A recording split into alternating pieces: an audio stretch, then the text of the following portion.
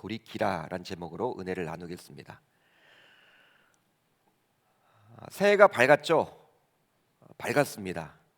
밝았지만 여전히 코로나로 인해서 우리의 삶은 작년과 별반 다를 바가 없는 것 같습니다. 즉 우리 모두는 지금 현재 어려운 시기를 보내고 있다라고 볼 수 있겠죠. 어느 때보다도 어려운 시대입니다. 며칠 전 연세가 높으신 권사님 한 분과 제가 통화를 하게 되었어요. 권사님은 일제 강점기에 태어나서 나라 잃은 슬픔도 경험하셨습니다. 또 한국 전쟁 당시에는 북한군을 피해 가지고 피난도 가보셨대요. 보릿고개도 겪어보셨고 여러 자녀들을 키우고자 안 해본 것들이 없는 삶을 사셨노라고 저에게 고백을 하셨습니다. 그러면서 약 1년 정도 지속된 이 코로나는 어떤 의미에서는 전쟁보다도 무서운 것 같다, 이런 말씀을 하셨어요. 전쟁보다도 무서운 것 같다. 저는 전쟁을 경험하지 않았거든요. 근데 권사님은 일제 강점기에 태어나서 나라 잃은 슬픔도 경험해 보셨고 한국 전쟁도 직접 경험을 해보셨기 때문에 그런 말씀을 하시니까 확 와닿더라고요. 야, 그렇겠구나. 코로나가 정말 심각한 거구나.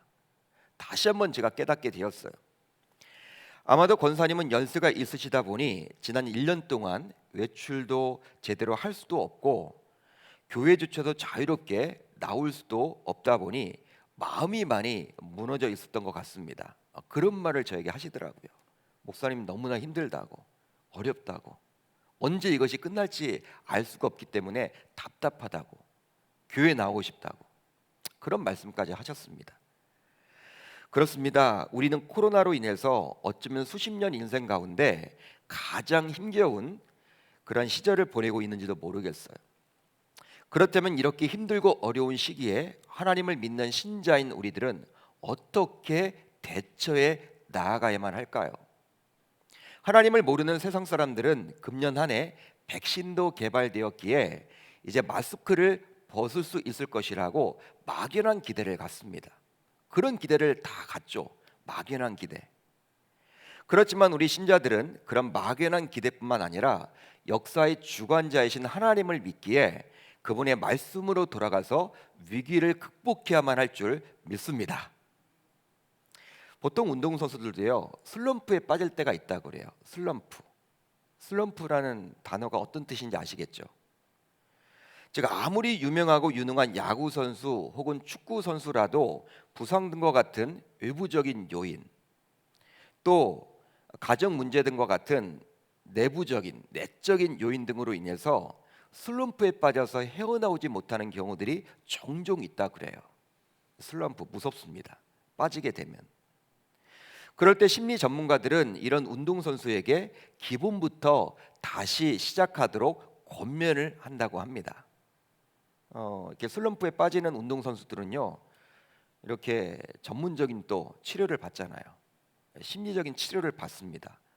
그 원인을 이렇게 밝혀서 빨리 빠져나와야지만 또 스포츠 팀 입장에서는요, 그 선수를 또 이렇게 잘 능력을 발휘할 수 있도록 해야 될 의무가 있기 때문에 그렇게 하는 것이죠. 한마디로 운동선수의 기본부터 다시 시작하도록 권면을 한대요. 기본부터 시작하라. 쉽게 말하면 인기와 실력을 잠시 잊고 우선 기본기부터 다시 익히고 훈련에 매진하도록 한다고 합니다. 그러다 보면요, 이 훈련을 열심히 하다 보면 지금까지 자신이 받아왔던 실력 있잖아요. 이런 것들도 다 내려놓고 인기도 다 내려놓고 처음부터 다시 시작하다 보면 어느 순간 다시금 이전처럼 능력을 끌어올릴 수 있다고 그래요. 마찬가지로 삶이 힘들고 어려울수록 우리 신자들도 기본으로 돌아가서 다시 시작을 해야만 합니다.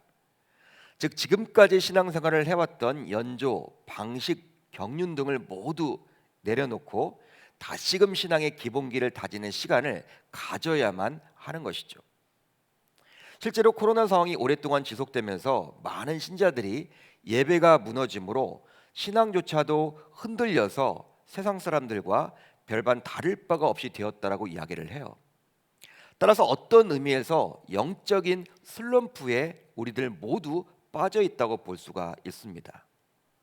코로나가 언제 끝날지 모르잖아요. 또 예배도 비대면으로 드렸다가 대면으로 드렸다 하다 보니까 이제 예배가 무너짐으로 인해서 뭐 교제는 할 수도 없고 이제 교회 중심의 삶보다는 그냥 혼자 신앙을 지켜야만 하는 시대가 되어버렸어.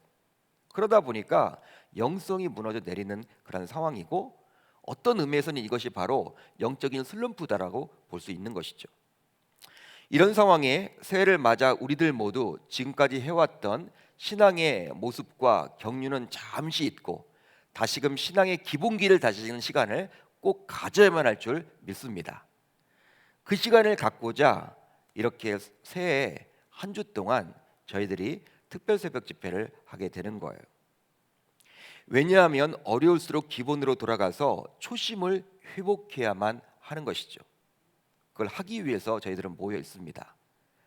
바라기는 이번 한 주 신년 특별 새벽 기도를 통해서 우리가 잘 알고 있는 말씀이지만 다시금 그 말씀 안으로 들어가 우리의 신앙의 기본기를 돌아봄으로 이 엄중한 시기를 잘 극복할 수 있기를 우리 주님의 이름으로 축원합니다.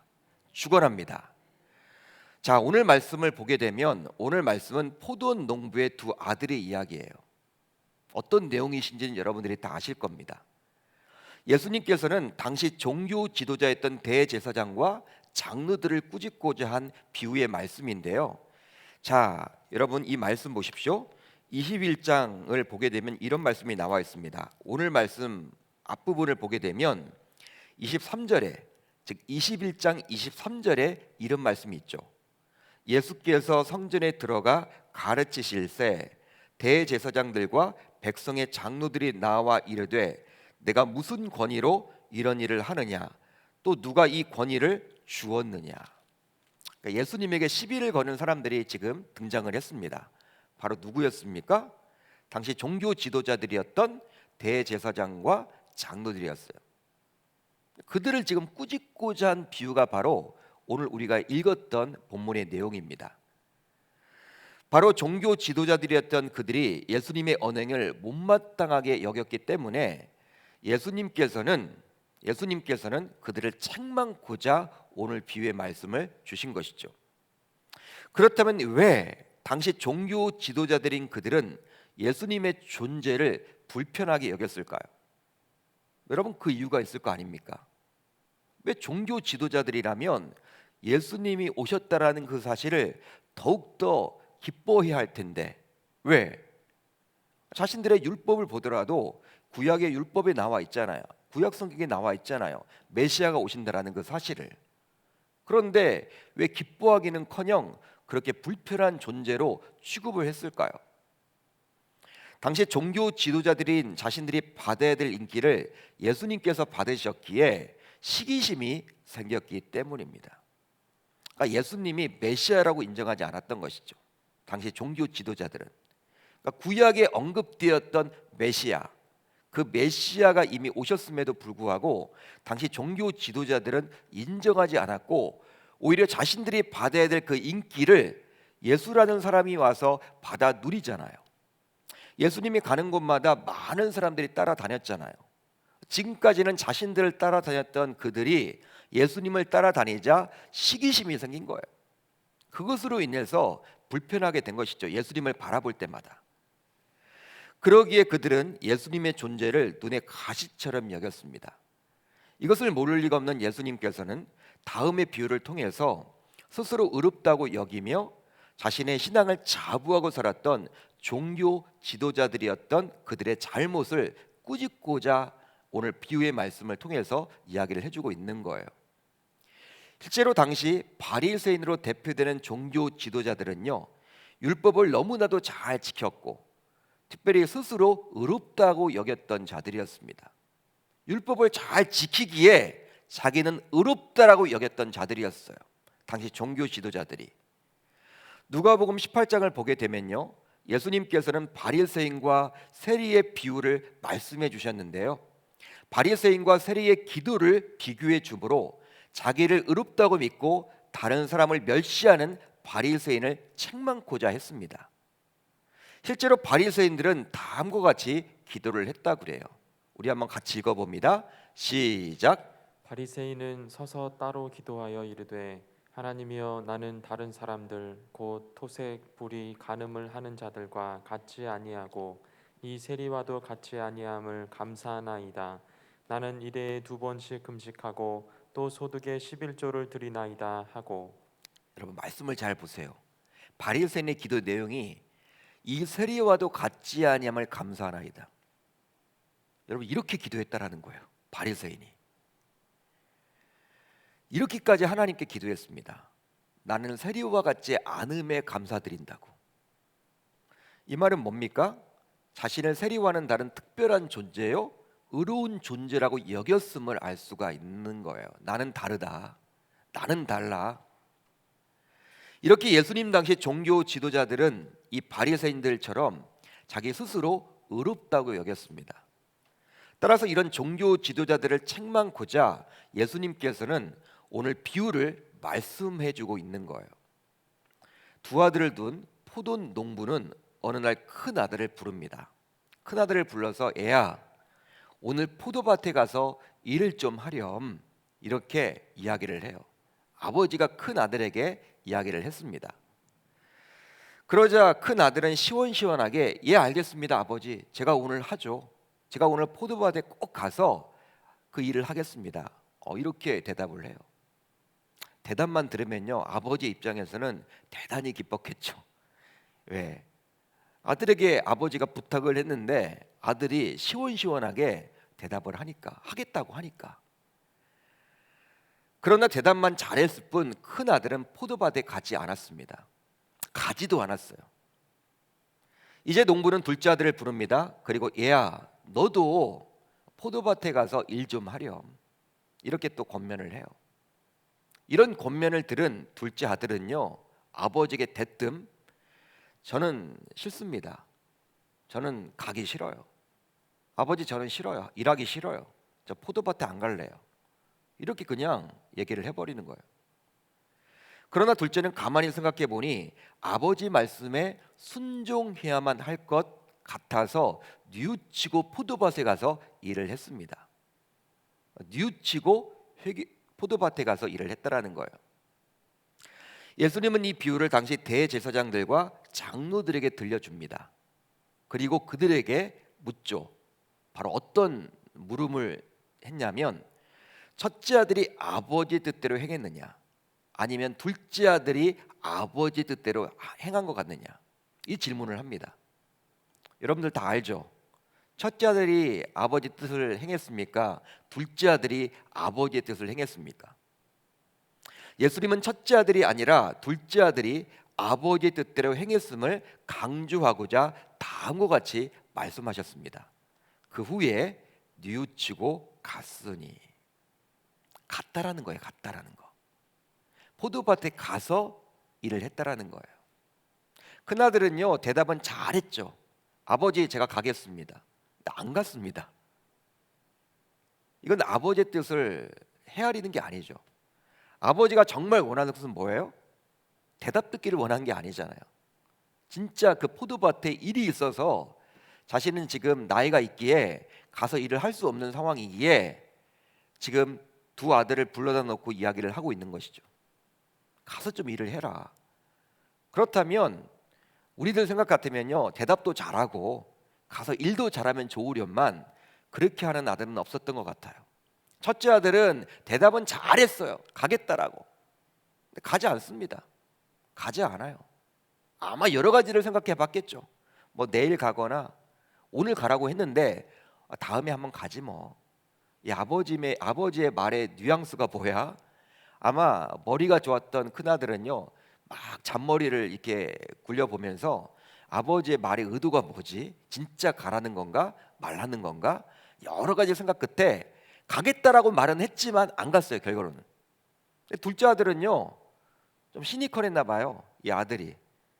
아버지가 부탁을 했는데도 불구하고 안 가겠다라고 했어. 안 가겠다라고. 아버지 갈 수 없다라고. 좀 쿨하죠. 아버지가 아주 기대를 하지 못하도록. 근데 결국은 어떻게 했어요? 자기가 개인적으로 생각해 보니까 이건 아닌 것 같아. 아버지가 자신에게 부탁을 했으면 이건 꼭 가야 될 것 같아. 그래서 뉘우쳐서 이렇게 포도밭으로 갔다라는 이야기잖아요. 그러니까 여러분, 우리가 보기에 이 첫째, 둘째, 여러분 다들 그 아들이니까 부모 입장에서는 귀하겠지만 아버지의 뜻은 과연 첫째 아들이 이루었느냐, 둘째 아들이 이루었느냐, 이렇게 예수님이 묻죠. 예수님께서는 첫째 아들이 아니라 바로 둘째 아들이라고 이야기를 합니다. 바로 아버지 뜻대로 행한 아들은 둘째라는 거예요. 그 이유는 바로 무엇이냐면 뉘우치고 갔다라는 거, 그러니까 뉘우쳤다라는 거, 그리고 갔다라는 거, 그걸 여러분 강조해주고 있는 거예요. 즉 둘째 아들은 본래 가지 않으려고 했지만 후에 돌이켜 일하러 갔던 것이죠. 그렇다면 돌이켰다라는 것은 무엇입니까? 돌이켰다, 바로 회개했다라는 것입니다. 회개했다라는 거예요. 즉 마음과 생각과 행동까지 변화된 것이죠. 누가복음 15장을 보게 되면 세리들과 죄인들이 예수님의 말씀을 들으러 가까이 옵니다. 그러자 당시 종교 지도자였던 바리새인과 서기관들은 예수님이 죄인들인 그들과 함께 식사를 나누고 교제한다고 정죄를 해버려요.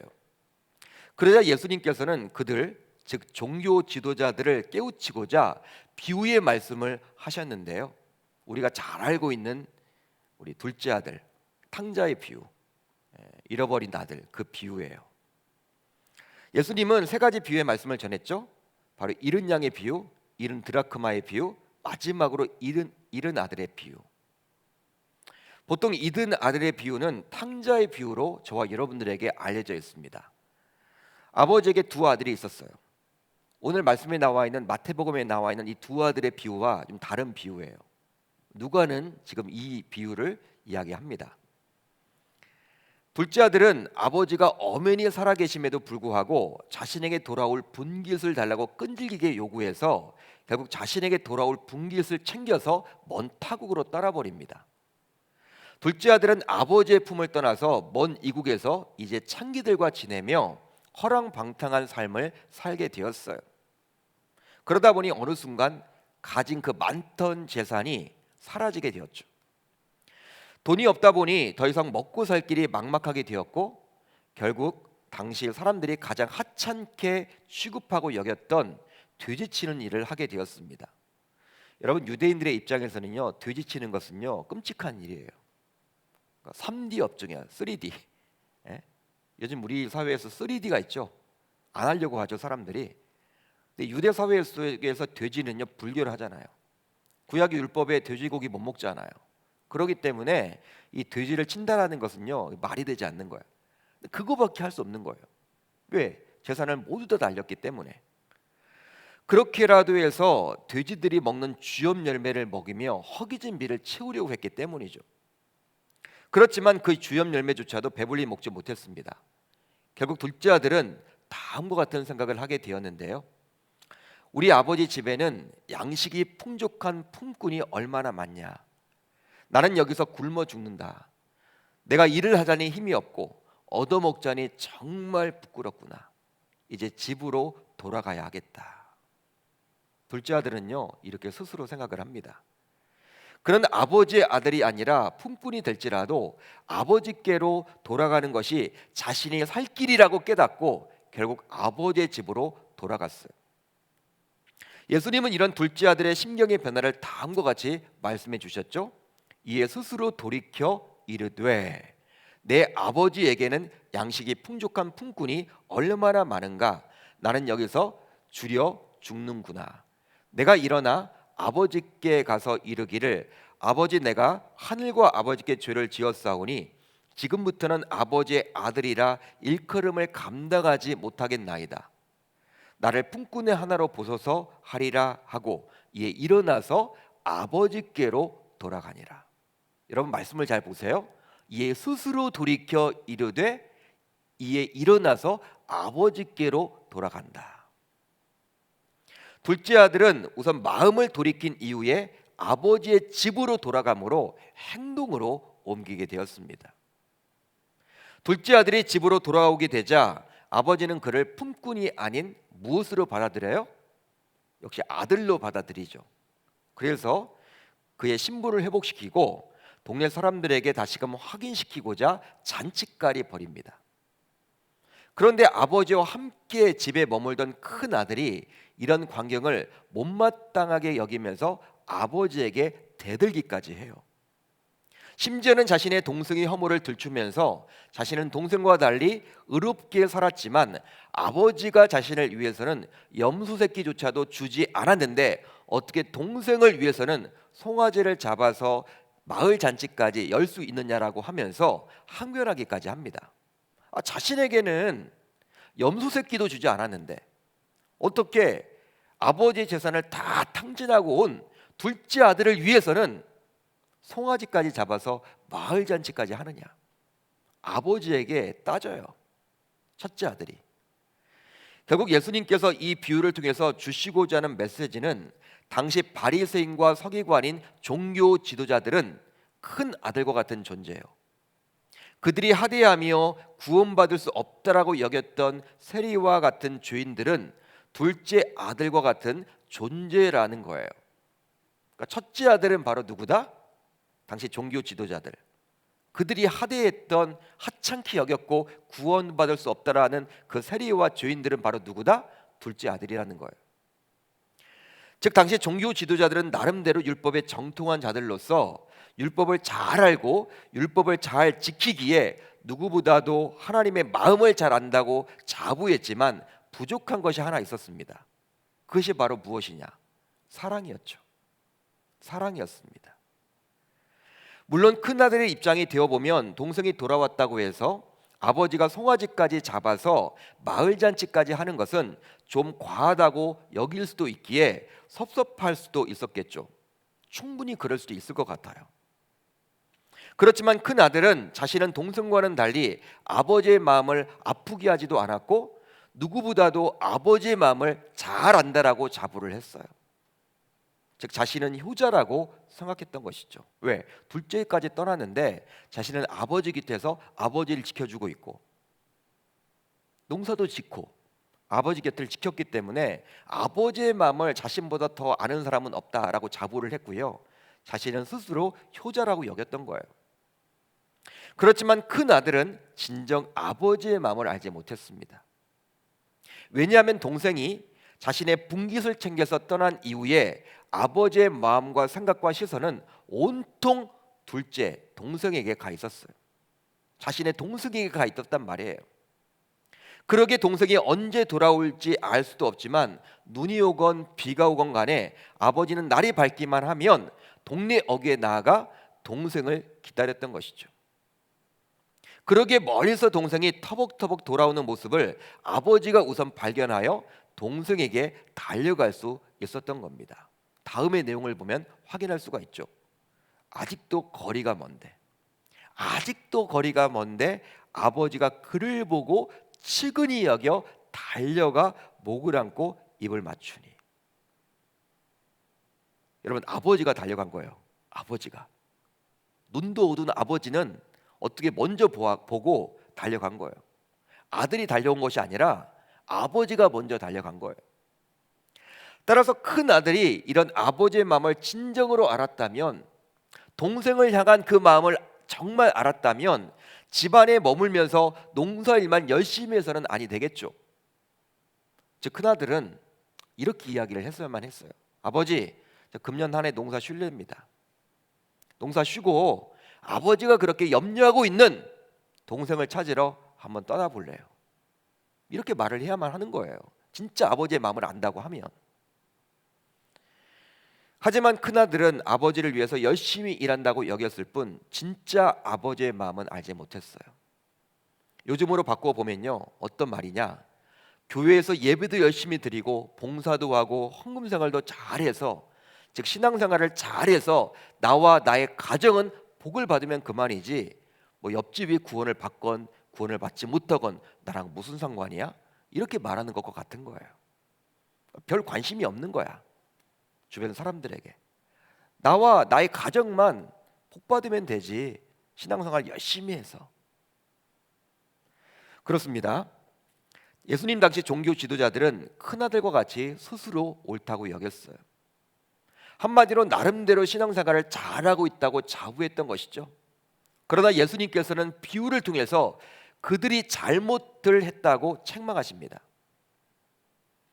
그렇다면 예수님께서 당시 종교 지도자들을 꼭 찍어서 책망하면서 왜 그들이 하찮게 여겼던 비교 대상을 두고 있는 것일까요? 그냥 책망만 하면 되잖아요. 근데 하필 왜 이 비교 대상이 있습니까? 오늘 본문에 나오는 둘째 아들과 누가복음 15장에 나오는 둘째 아들, 그리고 누가복음 18장에 나오는 세리 말이죠. 여러분, 바리새인과 서기관 당시 장로들을 꾸짖으면서 왜 이렇게 비교 대상을 두고 있는 것일까? 당시 종교 지도자들은 스스로 의롭다고 여기면서 세리 창녀 등은 구원받을 수 없는 죄인이라고 쉽게 정죄를 했습니다. 그러나 예수님은 그런 세리 창녀와 같은 자들은 오히려 뉘우치고 돌아서기에 하나님께 나아갈 수 있지만 스스로 의롭다고 여겼던 종교 지도자들은 결코 뉘우치지 않기에 하나님께 나아갈 수 없다라고 보았던 것이죠. 오늘 본문 31절 하반절로 32절을 같이 읽습니다. 시작. 내가 진실로 너희에게 이르노니 세리들과 창녀들이 너희보다 먼저 하나님의 나라에 들어가리라.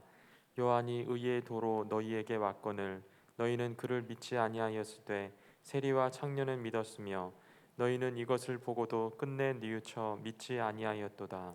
너희는 이것을 보고도 끝내 뉘우쳐 믿지 아니하였도다. 뉘우치지 않았다라는 거예요. 이걸 지금 말하고자 하는 거예요.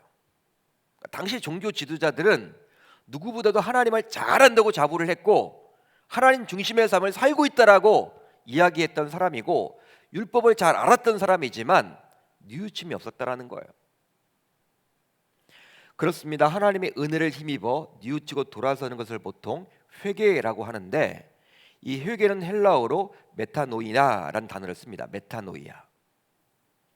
바로 마음을 바꾸다, 의식을 변화시키다 이런 뜻이에요. 바로 죄로부터 돌이키는 것입니다.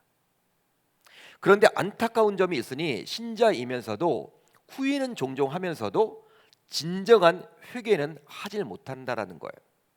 우리들도 후회는 하잖아요. 후회는 종종 후회는 합니다. 그렇게 할 걸. 근데 회개는 안 해요. 그러나 아무리 천번 만번 후회를 해도 그것은 마음과 생각 안에서만 머무는 것이기에 결코 돌이킬 것이라고 볼 수 없어요. 회개는요, 이 고칠죄를 씁니다.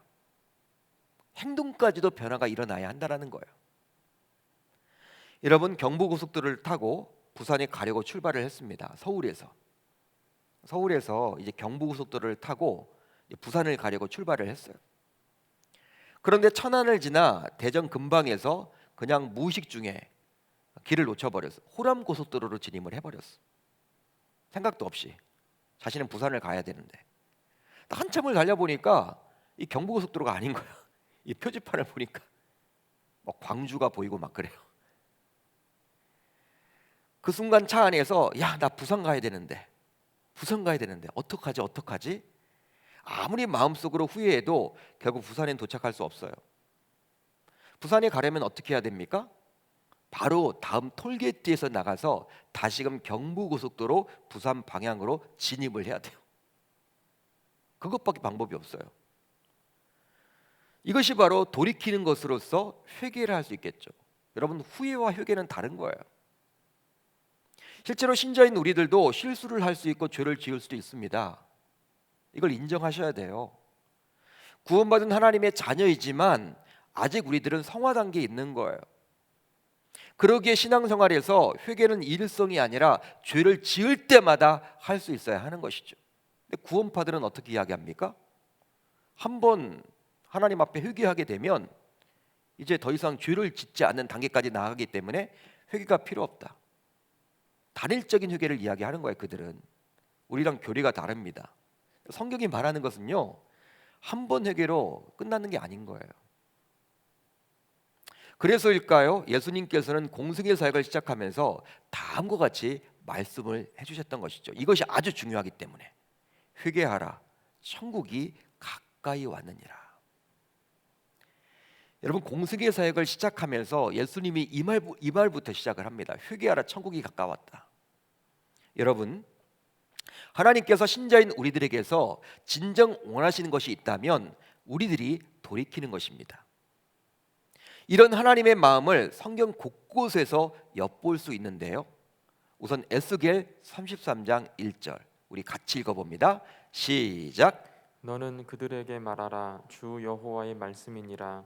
나의 삶을 두고 맹세하노니 나는 악인이 죽는 것을 기뻐하지 아니하고 악인이 그의 길에서 돌이켜 떠나 사는 것을 기뻐하노라. 이스라엘 족속아 돌이키고 돌이키라. 너희 악한 길에서 떠나라. 어찌 죽고자 하느냐 하셨다 하라. 여러분, 에스겔 33장 11절인데요. 우리 주님의 마음을 알 수가 있는데, 나는 악인이 죽는 것을 기뻐하지 아니하고 악인이 그의 길에서 돌이켜 떠나 사는 것을 기뻐한다. 이스라엘 족속아 돌이키고 돌이키라. 강조죠. 돌이키라는 거예요. 기회가 주어질 때 돌이키라는 거예요. 에스겔 18장 30절 주 여호와의 말씀이니라.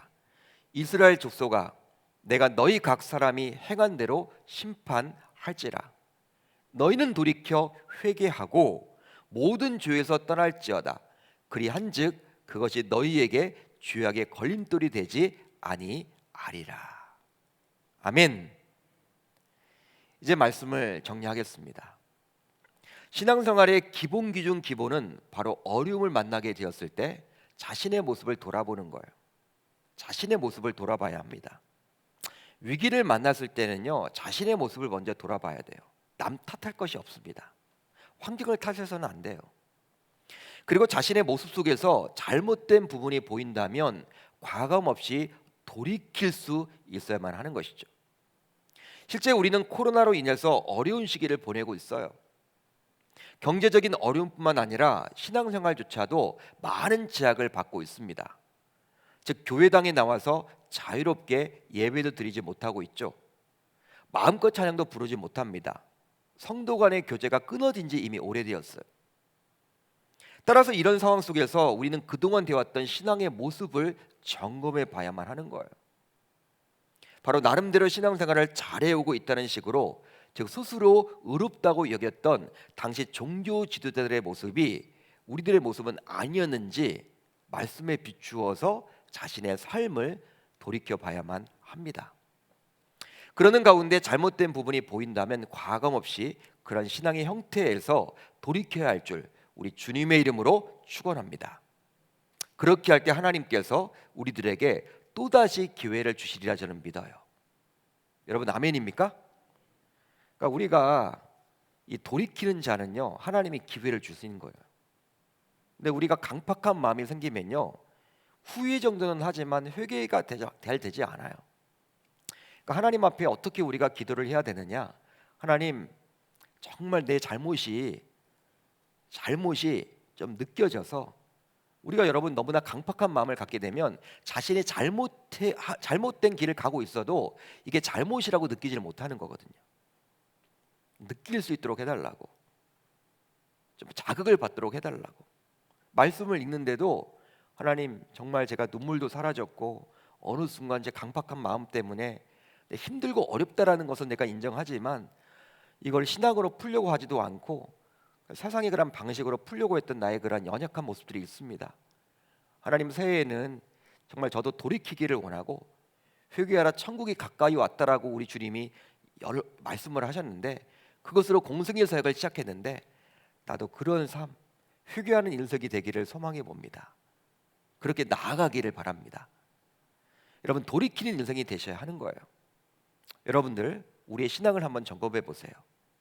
진짜 신앙생활 잘하고 계십니까?